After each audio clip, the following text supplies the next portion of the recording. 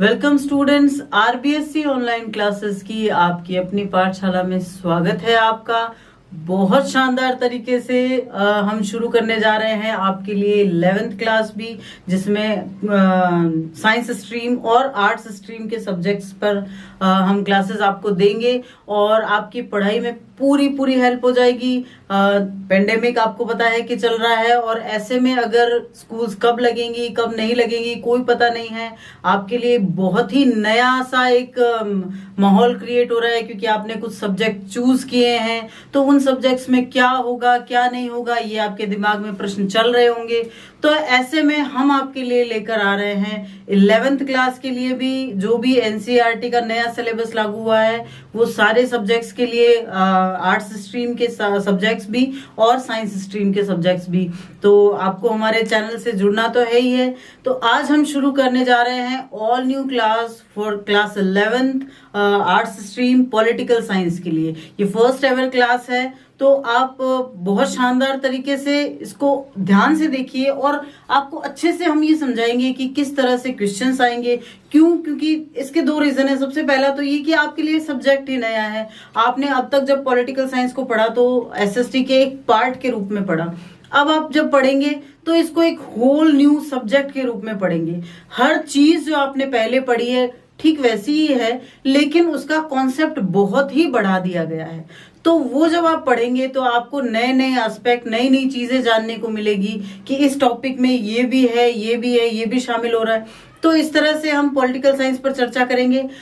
ये जो हमारी क्लासेस होंगी, सबसे पहले आज की इस क्लास में हम चर्चा करेंगे कि आपके सिलेबस में क्या क्या है। देखिए, पॉलिटिकल साइंस की 11th क्लास की सिलेबस में एनसीईआरटी में 2 बुक्स लगी है, जिसमें पहली बुक है भारत का संविधान, सिद्धांत और व्यवहार।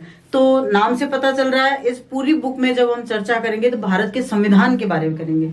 लेकिन भारत के संविधान का मतलब ये नहीं है कि हम पढ़ते जाएंगे कि आर्टिकल क्या क्या है, सारे वही चीजें नहीं है।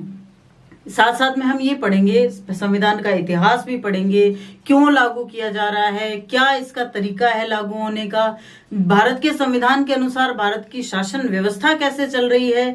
ये सब चीजें इस बुक में आपके दी गई है। तो आइए चर्चा करते हैं सबसे पहले इस बुक के टॉपिक्स के बारे में। सबसे पहला चैप्टर है भारत का संविधान क्यों और कैसे। ठीक है ना, जब संविधान लागू हो रहा है तो हम क्यों बनाइए संविधान, कैसे बनाइए, इसकी क्या प्रोसीजर थी, ऐसा कैसे हुआ कि एक किताब लिखी गई, उस किताब में कुछ नियम लिखे गए और हम सब ने उसको मान लिया। तो ये सब कुछ पहले पहले चैप्टर में बताया गया है। साथ ही साथ संविधान क्यों रेलेवेंट है, क्यों इतना प्रासंगिक है हमारे देश के लिए, वो भी इस चैप्टर में बताया गया है, कॉन्स्टिट्यूशन व्हाई एंड हाउ में। दूसरा चैप्टर है भारतीय संविधान में अधिकार।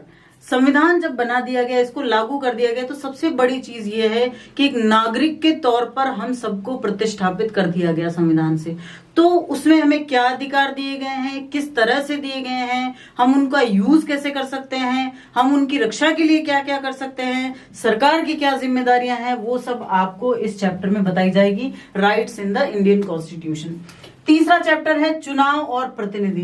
जब हम बात करते हैं सरकार की, तो सरकार क्यों बनती है, कैसे बनती है, क्या उसका प्रोसीजर है, किन किन नियमों के आधार पर सरकार का निर्माण होता है, सरकार का निर्माण जो किया जा रहा है उसकी व्यवस्था क्या रहेगी, ये सब 3rd चैप्टर में है, इलेक्शन एंड रिप्रेजेंटेशन में। 4th चैप्टर है कार्यपालिका यानी एग्जीक्यूटिव। आप 10th में पढ़ चुके हो बहुत विस्तार से इनके बारे में, कार्यपालिका, विधायिका और न्यायपालिका, तीनों के बारे में बहुत ही अच्छे से पढ़ चुके हो। अब इनको हम और भी ब्रॉड और भी वृहद तरीके से पढ़ेंगे। कार्यपालिका क्या है, इसका निर्माण कैसे किया जाता है, विधायिका क्या है, इसकी आवश्यकता क्यों होती है, न्यायपालिका क्या है, इसकी स्वतंत्रता कैसे सुनिश्चित की जा सकती है, ये इन तीनों चैप्टर्स में पढ़ा जाएगा, एग्जीक्यूटिव, लेजिस्लेचर एंड जुडिशरी। अगला 7वां चैप्टर है संघवाद। संघवाद या फेडरलिज्म, जो कि हमारे भारतीय शासन व्यवस्था के मूल में है, वो क्या है, उसकी परिभाषाएं क्या है, संघवाद किस तरह से भारत में लागू हुआ है, क्यों भारत की जो शासन व्यवस्था उसको संघवाद कहा जाता है, क्यों भारत की शासन व्यवस्था में संघवाद पर एकात्मकता हावी है, ये सब चीजें इस चैप्टर में शामिल है फेडरलिज्म में।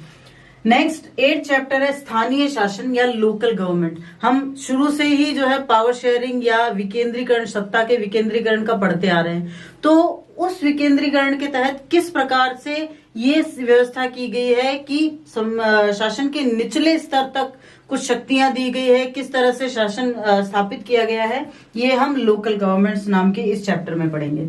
9वां चैप्टर है संविधान एक जीवंत दस्तावेज। संविधान को सिर्फ किताब मान लेना, सिर्फ नियमों का एक संग्रह मान लेना हमारी बहुत बड़ी भूल है। ये एक बिल्कुल लिविंग डॉक्यूमेंट है। तो ये एक लिविंग डॉक्यूमेंट कैसे है, कैसे हम एक किताब के साथ अपने पूरे राष्ट्र को संजोकर चलते हैं, ये इस चैप्टर में बताया गया है कि लिविंग डॉक्यूमेंट का मतलब होता है कि इसको समय के साथ बदला जा सकता है, कैसे बदलाव हो सकता है, कैसे हम उसको अपने अनुसार ढाल सकते हैं। तो संविधान एक जीवंत दस्तावेज बहुत ही इंपॉर्टेंट चैप्टर है। ठीक है, लास्ट चैप्टर है संविधान का राजनीतिक दर्शन, द फिलॉसफी ऑफ कॉन्स्टिट्यूशन। ऐसी क्या विचारधाराएं थी जिन पर हमारे भारतीय समाज संविधान को लिखा गया, हमारी शासन व्यवस्था को निर्धारित किया गया। किस प्रकार से हम देखते हैं अलग अलग देशों में अलग अलग तरह की शासन व्यवस्थाएं होती है, तो कैसे भारत की शासन व्यवस्था को निर्धारित किया गया, ये इस चैप्टर में पढ़ेंगे। तो इस तरह से ये जो फर्स्ट बुक है ये पूरी की पूरी भारतीय संविधान पर बेस्ड है। ठीक है, तो ये 10 चैप्टर इस फर्स्ट बुक में कंसिस्ट हैं। तो 11 पॉलिटिकल साइंस में जो दूसरी बुक है उसका नाम है राजनीतिक सिद्धांत।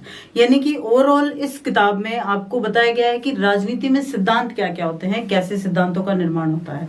ठीक है, तो अब जो इसके चैप्टर्स हैं उसकी लिस्ट ये है। पहला चैप्टर है राजनीतिक सिद्धांत एक परिचय। नाम से पता चल रहा है कि इसमें बताया जाएगा कि किस तरह से राजनीतिक सिद्धांतों का निर्माण होता है, विचारधाराएं बनती है, वो हम पर किस तरह से इफेक्ट करती है, किस तरह से हमें प्रभावित करती है। तो पहला चैप्टर है राजनीतिक सिद्धांत एक परिचय, पॉलिटिकल थियोरी एंड इंट्रोडक्शन। ठीक है, इंट्रोडक्शन के रूप में ये चैप्टर है, लेकिन अगर ये चैप्टर आपका बेस क्लियर हो जाता है तो आपको सिद्धांतों को समझने में आसानी हो जाती है। तो ये बहुत ही इंपॉर्टेंट चैप्टर है। क्यों? क्योंकि ये बाकी 9 के 9 चैप्टर्स के लिए बेस का क्रिएशन कर देता है। फिर दूसरा चैप्टर है स्वतंत्रता या फ्रीडम।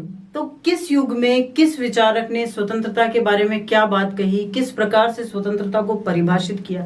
देखो, सुनने में कुछ शब्द हमें बहुत इजी लगते हैं, लेकिन उन शब्दों के जो अर्थ निकलते हैं उनका क्राइटेरिया, उनका क्षेत्र बहुत विशाल होता है।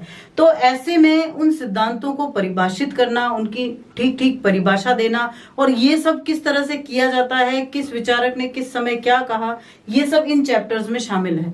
तो पहला है स्वतंत्रता या फ्रीडम। उसके बाद में चैप्टर 3 में जो सिद्धांत है वो है समानता या इक्वालिटी। अब स्वतंत्रता और समानता किस तरह से एक दूसरे से अलग है, किस तरह से एक दूसरे के पूरक हैं, ये भी बताया गया है। चौथा चैप्टर है सामाजिक न्याय, सोशल जस्टिस। समाज में किस तरह से न्याय की प्रतिस्थापना हो सकती है और है क्या, ये जो सामाजिक न्याय शब्द हम बार बार सुनते हैं ये है क्या, एक सिद्धांत के रूप में इसका वर्णन इस चैप्टर में किया गया है। 5वां चैप्टर है अधिकार या राइट्स। अधिकार जो होते हैं, हमें ये कहना बहुत इजी है कि ये हमारा अधिकार है या ये किसी और का अधिकार है, लेकिन उसकी सीमाएं कहाँ तक है, क्यों किसी को अधिकार दिया जाए, क्यों किसी के अधिकारों को कम किया जाए, ये सब बातें जो है वो, ये सब पहलू इस चैप्टर से आपको समझ में आएंगे। 6वां चैप्टर है नागरिकता या सिटीजनशिप। किस तरह से कोई एक व्यक्ति किसी एक देश का नागरिक बन जाता है, उसके लिए कुछ शर्तें होती है। नागरिकता को आप कैसे समझ सकते हो, कैसे डिफाइन कर सकते हो। 7वां चैप्टर है राष्ट्रवाद, बहुत इंपॉर्टेंट चैप्टर है। राष्ट्रवाद, ये जो शब्द है ये भी आपके लिए शायद कुछ नया हो जाता है, और उसके बाद में इस राष्ट्रवाद की जो सिद्धांत है इसको समझना भी शायद थोड़ा डिफिकल्ट हो जाए, लेकिन ये बहुत इंटरेस्टिंग चैप्टर भी है एज वेल एज, क्योंकि एक बार जब हम राष्ट्रवाद को समझते हैं तो ये नागरिकता, अधिकार, सामाजिक न्याय, ये सारी चीजें हमारी समझ में आने लग जाती है। क्योंकि अगर हम फ्रीडम की बात करें, स्वतंत्रता, तो ये भी राष्ट्रवाद के साथ जुड़ी हुई है कि किस प्रकार किसी राष्ट्र को तब तक राष्ट्रवादी या किसी व्यक्ति को तब तक राष्ट्रवादी नहीं कहा जा सकता जब तक कि वो स्वतंत्रता, समानता, इन सब अवधारणा को अपने साथ ना मिला ले। तो बहुत ही इंटरेस्टिंग चैप्टर होने वाला है चैप्टर 7 राष्ट्रवाद। चैप्टर 8 है धर्मनिरपेक्षता। ये थोड़ा कॉन्ट्राडिक्टिव जरूर है, थोड़ा इसमें विवाद का पुट जरूर होता है, लेकिन जब तक हम अपने दिमाग से उस चीज को पूरी तरह से समझेंगे नहीं कि क्या है धर्मनिरपेक्षता, कई लोग अपने अपनी तरह से अलग अर्थ निकालते हैं धर्मनिरपेक्षता के, तो ये है क्या एक्चुअल में। देखिए, आप जिस प्रोसेस में हो, आप जिस क्लास में हो, आप अब बड़े होने की प्रोसेस में हो, अब आप वयस्क होने की राह पे हो, तो ऐसे में ये कुछ सिद्धांत अगर आप समझ लेते हो तो शायद एक नागरिक के तौर पर आपकी बुद्धि या आपका विवेक बहुत ज्यादा विशाल हो जाता है। ठीक है, तो धर्मनिरपेक्षता इसी चेन की एक कड़ी है। फिर है शांति या पीस। किस प्रकार से लॉ एंड ऑर्डर किसी देश में स्थापित किया जा सकता है, किस प्रकार से शांति स्थापित की जा सकती है, ये इस चैप्टर में बताया गया है। और last but not the least chapter है विकास। देखो, कई बार हम वृद्धि और विकास को एक मान लेते हैं, ग्रोथ और डेवलपमेंट को, तो ये अलग अलग कैसे है, विकास की अवधारणा में क्या क्या चीजें शामिल की गई है, ये इस चैप्टर में है। तो ये है आपका सिलेबस एनसीईआरटी का क्लास 11th पॉलिटिकल साइंस के लिए। तो ये एक इंट्रोडक्टरी क्लास है, इसके बाद से हम कंटिन्यू करेंगे अपनी क्लास, और अगर आप हमारे साथ जुड़े रहेंगे तो यकीन मानिए आपकी पढ़ाई जो है वो इस तरह से चलेगी, आपको बिल्कुल भी टेंशन नहीं होगी, कोई चीज ऐसी नहीं छोड़ेंगे हम जो आपको समझ में ना आए, हर चीज को हम आपको अच्छे से समझाएंगे। और आप चाहें तो हमें कमेंट कीजिए ताकि हमें पता चले कि आपको एक्सेस क्या समझना है, उनका भी हम कोशिश करेंगे कि आपका निराकरण किया जा सके। हम आपके साथ हैं और आप देखते रहिए, ये क्लासेस अटेंड कीजिए ताकि आपको पढ़ाई में जो एडिशनल हेल्प मिले और उसके बाद में आपके मार्क्स जो है वो बहुत बढ़िया आए। ठीक है, तो जरूर कीजिएगा ये क्लासेस अटेंड, लाइक कीजिए, कमेंट कीजिए, सब्सक्राइब कीजिए। Thank you.